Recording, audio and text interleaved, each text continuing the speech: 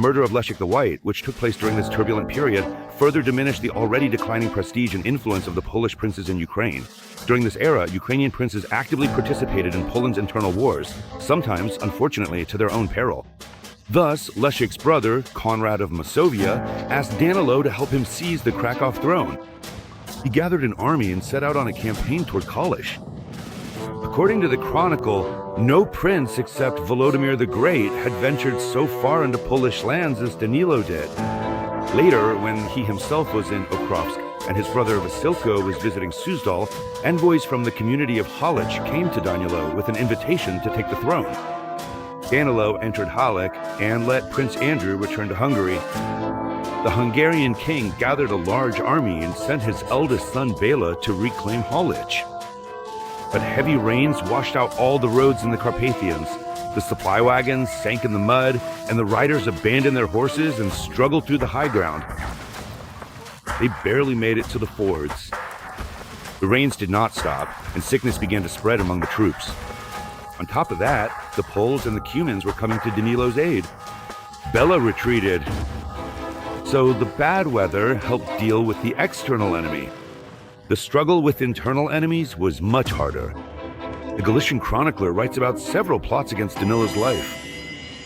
Once they tried to set his house on fire with him inside, another time to kill him at a feast, but each time the plots were uncovered. The Boyars incited Alexander of Belsky against Danylo. When Danylo learned of the conspiracy, he sent his brother Vasilko to the land of Belsky. Alexander got scared and fled first to Peremyshl and then to Hungary.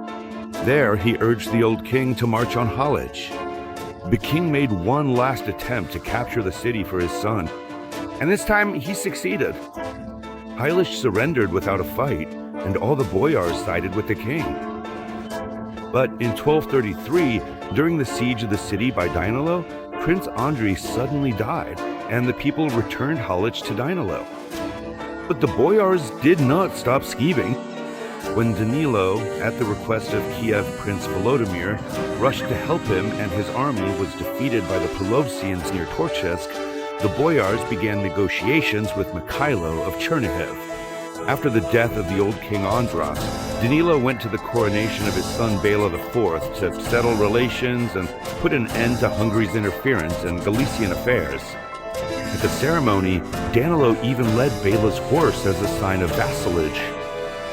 Meanwhile, the boyars had completely taken control of Galicia. Mikhailo arrived in Halych with his son Rostislav, and having been proclaimed prince, very conveniently formed an entire coalition on the Donets.